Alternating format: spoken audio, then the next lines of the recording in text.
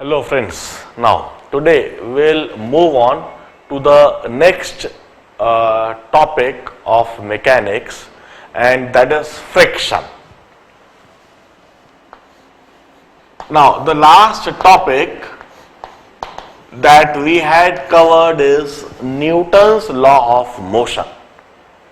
In Newton's law of motion we had studied the three laws suggested by Newton describing the motion of particle which is under the action of a force or a set of forces. हमने पिछले chapter में Newton's loss of motion में Newton के तीन law पढ़े हैं. The first law is the law of inertia and it says that any body kept at rest would remain at rest for infinite time until and unless some external force act on it, or any body moving would keep on moving with the same velocity in the same direction until and unless acted upon by external force. फिर second law हमने पढ़ा, the rate of change of momentum is external force. और फिर third law हमने पढ़ा, to every action equal and opposite reaction. With the help of these three laws we used to analyze the motion of any particle. इन तीनों law के माध्यम से हम कोई से भी पार्टिकल की मूवमेंट मोशन हम एनालाइज करते थे. उस पार्टिकल पर एक फोर्स लग रहा हो अथवा ढेर सारी फोर्सेस लग रही हो, उन सभी फोर्सेस का उस पार्टिकल पर क्या इफेक्ट होगा, इसे हम समझने की कोशिश करते थे न्यूटन्स लॉ में. अब जरा सोचिए, एक बॉडी को या एक बॉल को मैंने रोल कर दिया. Now the Newton's law says that उस बॉल को जिससे हमने रोल करा है वो इनफाइनाइट टाइम तक, इनफाइनाइट डिस्टेंस तक रोल करती ही चली जाएगी. मगर क्या कभी ऐसा होता है? क्या एक बॉल को यदि मैं इस हॉरिजॉन्टल सरफेस पर रोल कर दूंगा तो वो इनफाइनाइट टाइम तक, इनफाइनाइट डिस्टेंस तक क्या वो रोल करती ही जाएगी? नहीं. वो कुछ समय कुछ आगे बढ़ती है कुछ समय के लिए, और अल्टीमेटली वह धीमी होती जाती है, और धीमे होते हुए अल्टीमेटली वह रुक जाती है. अब जरा सोचिए, आखिर क्या हुआ, क्या चीज, क्या उस बॉडी पर किस तरह की फोर्स एक्ट करी, उस बॉल पर किस तरह की फोर्स एक्ट करी जिस फोर्स की वजह से वह रोल करती हुई बॉल धीमी हुई और धीमे होते हुए रुक गई. Now just imagine we are driving a car and that car is running at a speed of 60 kilometers per hour and we shut down the engine. हमने उस इंजन को बंद कर दिया, कार के इंजन को बंद कर दिया. कार 60 किलोमीटर प्रति घंटे की स्पीड से दौड़ रही है और उस दौड़ती हुई कार में हमने इंजन शट डाउन कर दिया. Now the Newton's law says that this car which is running at 60 kilometres per hour would keep on running with the same velocity in the same direction for infinite time. वो car को 60 kilometre per hour की speed से ही दौड़ते रहना चाहिए. मगर क्या ऐसा होता है? नहीं. वह कार धीमी होती है, उसकी स्पीड कम होने लगती है, उसकी वेलोसिटी कम होने लगती है, और अल्टीमेटली वह कार भी रेस्ट पर आ जाती है. आखिर वह कार धीमी क्यों हुई? उस कार पर किस तरह का और कैसा फोर्स लग रहा है?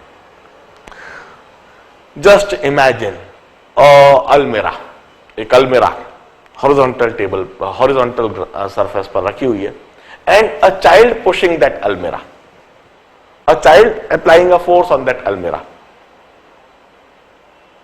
एक हॉरिजॉन्टल सरफेस पर एक भारी सी अलमारी है और उस पर फोर्स लगाया जा रहा है. Now the Newton's law says that कि यदि यह फोर्स लगाया जा रहा है तो यह अलमीरा को मूव करने लगना चाहिए, इसको एक्सीलरेट करने लगना चाहिए, इसका मोमेंटम बढ़ने लगना चाहिए. मगर वह अलमीरा उस छोटे से बच्चे से छोटा सा फोर्स लगा रहा है, वो बच्चा उस अलमीरा को नहीं हिला पाता है, वो अलमीरा वहीं की वहीं खड़ी रहती है. How does this happens? When a child is applying a force, a small amount of force on that almirah, the child is trying to push that almirah, but he is not able to do that. वो अलमीरा बिल्कुल stationery है। इसका मतलब है कि वहां पर किसी तरह का कोई अपोजिंग फोर्स है जो उस अलमीरा को मूव नहीं होने दे रहा है। फोर्स होने के बावजूद भी वहां कोई एक्सीलरेशन नहीं है, कोई मूवमेंट नहीं है। In all this examples here we have got the role of friction. हमने न्यूटन्स लॉ ऑफ मोशन उस चैप्टर को पढ़ते समय कहीं कोई फ्रिक्शन की बातचीत नहीं करी। हमने हमेशा हर सरफेस को, हर कांटेक्ट को स्मूथ माना और हमने Newton's loss of motion 3 law को समझने की कोशिश करी। अब इस चैप्टर में हम एक और तरह का फोर्स, जिसे हम फ्रिक्शनल फोर्स कहेंगे, वह इंट्रोड्यूस कर रहे हैं। उसके इफेक्ट को समझने की कोशिश कर रहे हैं, उसके रोल को समझने की कोशिश कर रहे हैं और इस फोर्स को ऐड करके हम आगे की फिजिक्स समझना चाहते हैं। इनफैक्ट हम इधर फिजिक्स के नेचर को समझने की कोशिश करें। हम धीरे धीरे करके, हमने सबसे पहले मोशन इन 1D पढ़ा, जब एक पार्टिकल स्ट्रेट लाइन में मूव करता है। फिर हमने मोशन इन 2D पढ़ा, जब एक पार्टिकल प्लेन में मूव करता है। फिर हमने न्यूटन्स लॉ, फिर न्यूटन्स लॉ में हम फ्रिक्शन को ऐड कर रहे हैं। अब इसके बाद आने वाले चैप्टर्स में इस तरह से हम तरह तरह की मोशंस को आगे इंटीग्रेट करते जाएंगे, पढ़ते जाएंगे। अगला टॉपिक हम पढ़ने जा रहे हैं सर्कुलर मोशन। जब एक प्लेन में एक पार्टिकल सर्कुलर पाथ में मूव करने लगे। फिर हम रोटेशनल मोशन पढ़ेंगे और हम तरह तरह के फोर्सेस को भी आगे फिजिक्स में, अभी हम फ्रिक्शनल फोर्स पढ़ रहे हैं, इसके बाद में हम मैग्नेटिक फोर्स पढ़ेंगे, इलेक्ट्रिकल फोर्सेस पढ़ेंगे और उन सबके इफेक्ट को हम ऐड करते जाएंगे। इस तरह से हम फिजिक्स को इंटीग्रेट करते जाएंगे और हम पूरी फिजिक्स को समझने की कोशिश कर रहे हैं। इनफैक्ट हम अब फिजिक्स को समझने के लिए एक कदम और आगे बढ़ा रहे हैं। न्यूटन्स लॉ तो हमने पढ़ लिया है, अब फ्रिक्शन। अब देखिए, what is friction? In fact, it's that force which opposes the relative motion or which opposes the impending motion. Relative motion means दो बॉडीज आपस में एक दूसरे के रेस्पेक्ट में यदि मूवमेंट करने लगे तो वो दोनों बॉडी उस रिलेटिव मोशन को अपोज करती है। That is frictional force.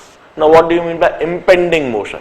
Impending motion means कोई बॉडी है, कोई ब्लॉक है, इस पर फोर्स लगाया जा रहा है और फोर्स लगाकर इस बॉडी को मूव करने का प्रयास करा जा रहा है, इसको एक्सीलरेट करने का प्रयास करा जा रहा है। Now we used to say that this block, this body is under impending motion, यह मूव करना चाहती है और इस impending motion को प्रिवेंट करने के लिए, इसको अपोज करने के लिए there starts acting a frictional force on this body.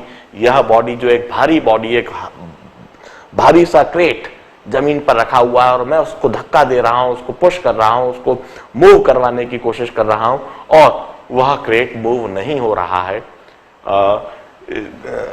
There is a tendency of the movement of that crate. Such a situation is termed as impending motion.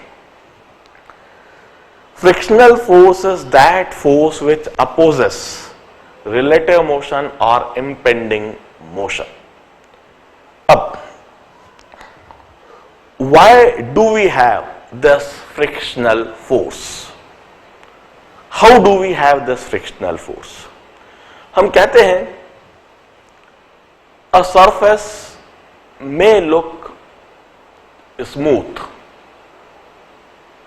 बिल्कुल चिकना संगमरमर है, बिल्कुल चिकना कोई प्लाई है और प्लाईवुड है, वो हमें दिख रहा है बिल्कुल चिकना, बिल्कुल स्मूथ, मगर यदि उस पर कोई ब्लॉक रखा जाता है, even that block appears opposition, even that block experience frictional force. We have got a classical theory describing the frictional force. For example, this situation, यह सरफेस जो कि स्मूथ दिख रहा है, यह ब्लॉक जो कि स्मूथ दिख रहा है, but if we go for the microscopic view, यदि हम इस रीजन का माइक्रोस्कोपिक व्यू यदि हम लेंगे, यदि हम माइक्रोस्कोप से इसको देखने गए, तो यह जो सिचुएशन है यह कुछ इस तरह से आपको दिखाई देगी।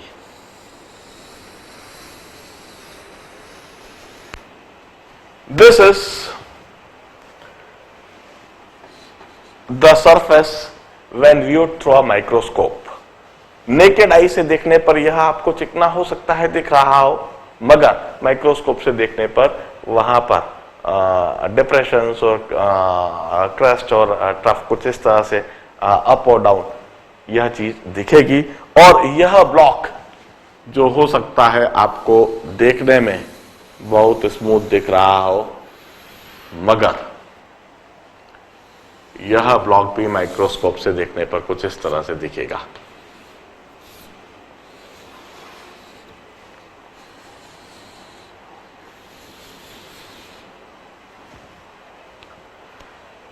Now the contact between this horizontal surface and between these two blocks, it's not plane,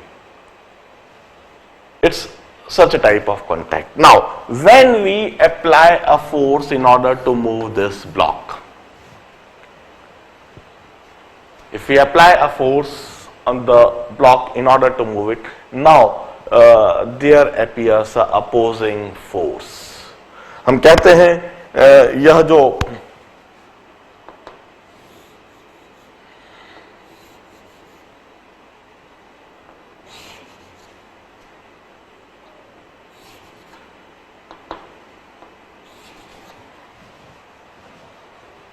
दोनों ब्लॉक और सरफेस का जो कांटेक्ट है, उस जगह पर अलग अलग जगह पर इस तरह से फोर्सेस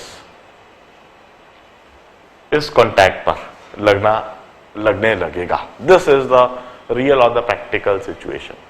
नाउ इन सभी फोर्सेस को हम रिजॉल्व कर सकते हैं और रिजॉल्व करके एक component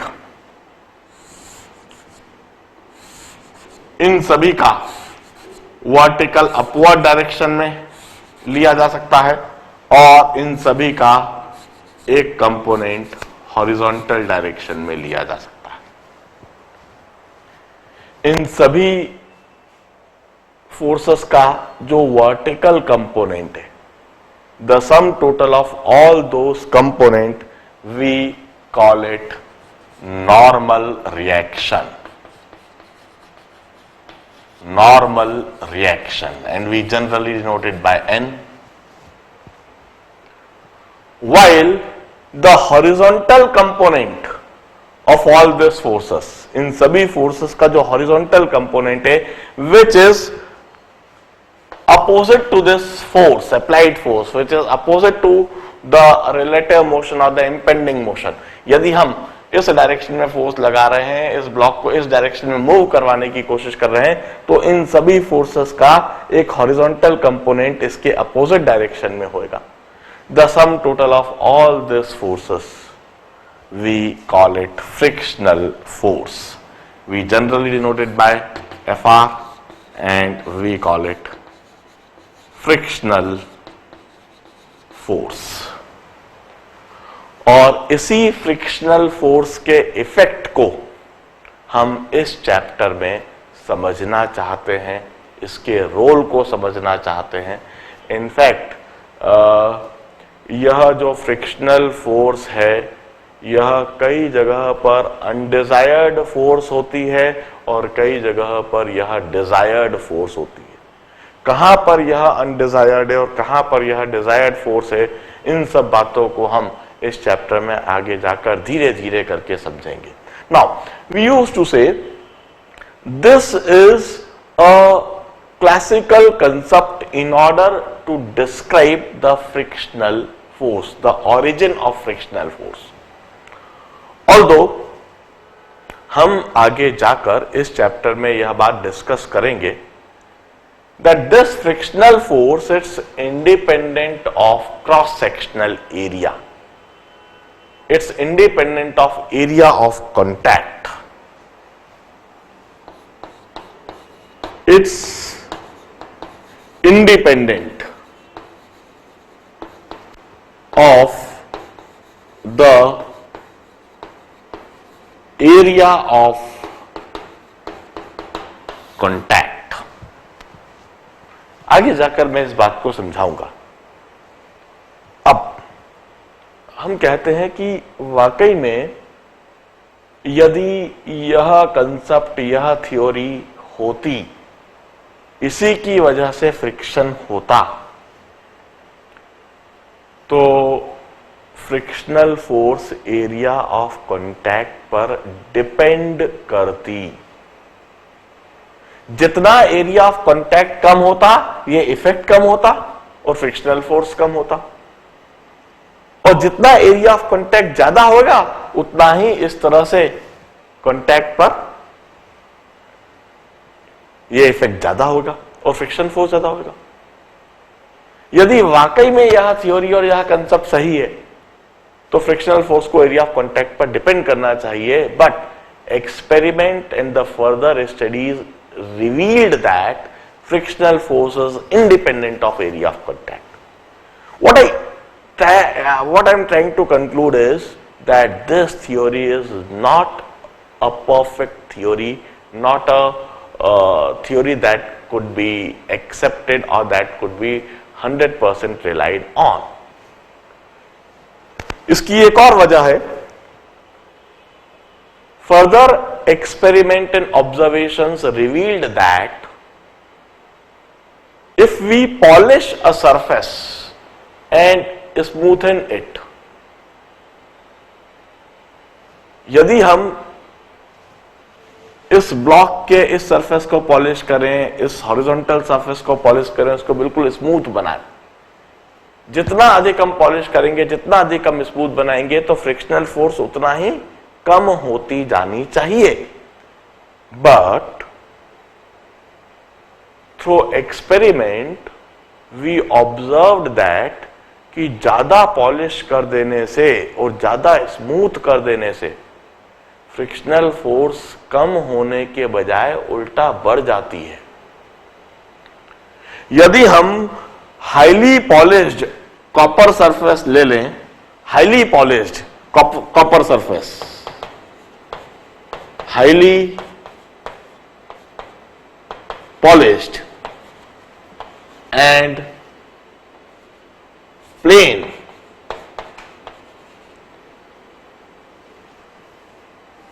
and smooth copper surface,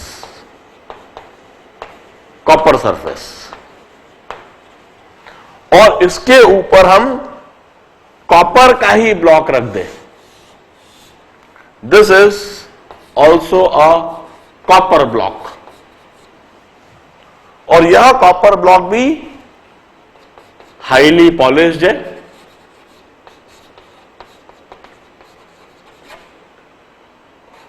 and plain and smoothened.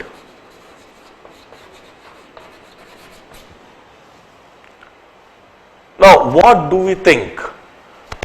हम ऐसा सोचेंगे कि यदि यह कॉपर का सरफेस है और वह कॉपर का सरफेस बिल्कुल प्लेन है, बिल्कुल स्मूथ है, बिल्कुल चिकना है,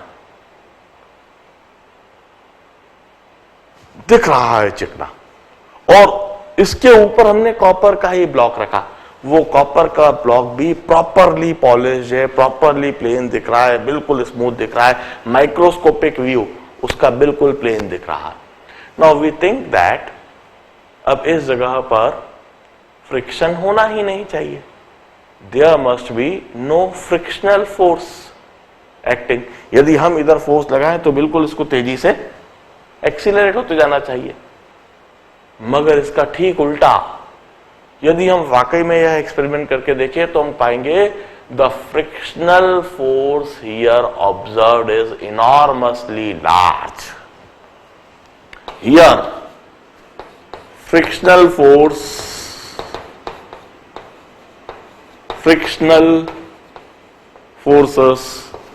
is enormously large. बहुत ज्यादा फ्रिक्शनल फोर्स ऑब्जर्व होती है. अब इस सिचुएशन को देखकर, इस एग्जाम्पल को देखकर, now we need to rethink the cause of frictional force. And here we introduce a new concept in order to describe frictional force. हम कहते हैं कि this may be one of the reason of frictional force between the two contact, but this can't be the sole reason. सिर्फ यही नहीं है. Beside it, we used to say there is some adhesive and cohesive forces between the atoms of the two bodies, the two blocks, or the two surfaces. There must be some electrical forces, magnetic forces between the atoms or the molecules of the two bodies. यह body और इस body के बीच में जो atoms है, उन atoms के बीच में एडेसिव फोर्सेस है, कोहेसिव फोर्सेस है, कुछ इलेक्ट्रिकल फोर्सेस है, मैग्नेटिक फोर्सेस है, and that leads to frictional force. हम कहते हैं if this is a block kept over this surface. Now here we have got atoms.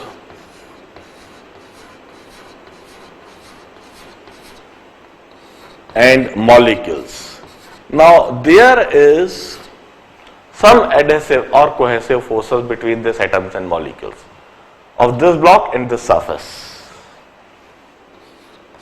These forces may be due to electrical forces or their electrical properties or due to their magnetic properties.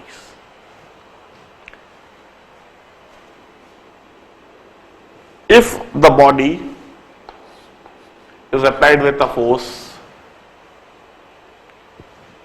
or if a body is tending to move in this direction, or if this body is moving in this direction, the net forces over this molecules, over this atoms is in this direction, and these forces can be resolved. These forces can be resolved in two perpendicular directions. One component would be vertically upward component and another component would be in horizontal direction. The sum total of all the forces in vertically upward direction or in this direction, or which is perpendicular to the area of contact, the sum total of component of forces perpendicular to this area of contact, we call it normal reaction, and the sum total of all the forces along the area of contact, we denote it by Fr, and we call it frictional force. And this force which is perpendicular to the area of contact, we call it normal reaction. Now, हम इसी frictional force को इस chapter में further detail में और elaborate में पढ़ना चाहते हैं. हम कहते हैं अब इसके आगे फ्रिक्शनल फोर्स की वजह हम सिर्फ सिर्फ इसको भी नहीं मानेंगे और सिर्फ इसको भी नहीं मानेंगे, हम कहेंगे it's the combined effect of the two. किसी केस में यह फैक्टर की वजह से फ्रिक्शनल फोर्स दिखाई देता है और किसी केस में इस फैक्टर की वजह से, इलेक्ट्रोमैग्नेटिक फोर्सेस की वजह से, एडेसिव कोर और कोहेसिव फोर्सेस की वजह से फ्रिक्शनल फोर्स दिखाई देता है और इन दोनों के जॉइंट इफेक्ट की वजह से भी फ्रिक्शनल फोर्स दिखता है। हम बस यह कहेंगे it's a opposing force, it's a resisting force, this force opposes the relative motion और this force opposes the impending motion, or this force resists the relative motion between the two blocks or between the two bodies or between the two area of contact, or this frictional force resists the impending motion. अब मैं इसके बाद frictional force और उसके types बताता हूं. First of all, take it down. Have a break of 1 minute.